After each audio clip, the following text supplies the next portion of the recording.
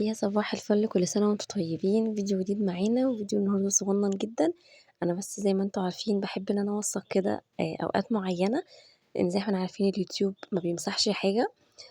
حبيت بس إن أنا كده أورّيكم العيد بتاعي مَر إزاي في خلال ال3 أيام، يعني مقتطفات كده بسيطة من أول يوم الوقفة. ده النهارده كده كان يوم الوقفة، كنت خلاص ضبّطت الشقة وكل حاجة كانت زي الفل من قبلها كمان. طبعًا كلنا عارفين أي بيت بيبقى فيه اللهم بارك أولاد، لازم كده بيبقى فيه touch أخير يوم العيد الصبح، ولكن أنا عملت الtouch ده بالليل.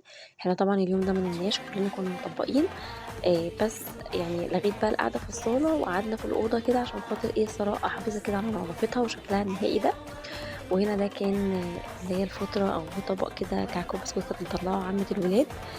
وهنا بقى بالليل كده عملت كوبايتين شاي وشوية بسكوت ليا أنا وماما حبيبتي، لأن هي طبعًا معيّدة معانا السنة دي، ربنا يا رب يخليها وما يحرمناش منها أبدًا. هنا بقى حبيت كده إن أنا أوريكم الحاجة بفيديو كده من قريب.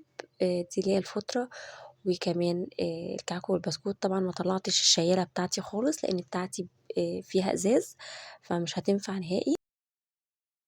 وكنا طبعًا مشغّلين العيال كبرت الراعي الرسمي لأول يوم العيد، وطبعًا رشيت المعطر وضبّطت الدنيا وقفّلت الصالة. بصراحة كنا محتارين هننزل نصلّي والّا لأ، ولكن وقفنا كده في البلكونة الساعة 17:00.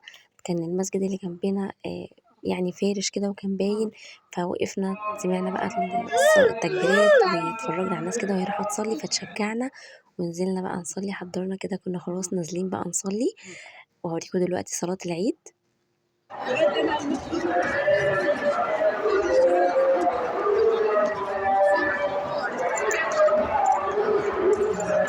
عايزة أقول لكم الأجواء كانت حلوة جدًا. هنا ده شارع ال20، كان في بقى ناس بترمي بلالين وفلوس، وفي توزيعات للأطفال وحاجات حلوة أوي. حتى بعد الصلاة أنا فضلت قاعدة شوية. الأجواء في الشارع بصراحة كانت حلوة جدًا.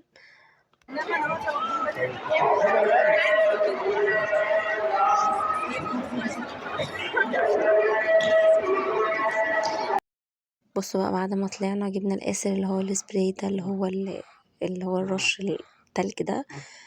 كان مبسوط بيه جدًا. خلّصوا في ما فيش 5 دقايق بصراحة، خلّصوا علينا كلنا وإحنا طالعين بقى من الصلاة. استقبلنا كده على السلم. وهنا ده بقى رُحنا قضينا اليوم عند جدتهم أول يوم. أنا طبعًا قضيته نُصّه كنت نايمة، حرفيًا كنت جعانة نوم لإني كنت مطبّقة. وهنا صور زينتي لمّا رجعنا البيت. وهنا بقى ده ربع يوم العيد. يعني الفيديو ده أنا مصوراه قبل ما أنزّل لكم الفيديو ده على طول.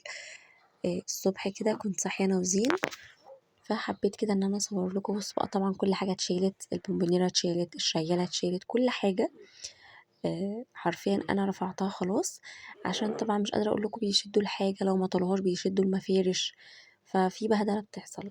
فشِلت كل الكلام ده. بُصّوا بقى، هنا الدنيا هادية، هدوء بقى الصبح ده مش قادرة أوصف لكم. وطبعًا ما بتحصلش كتير يعني.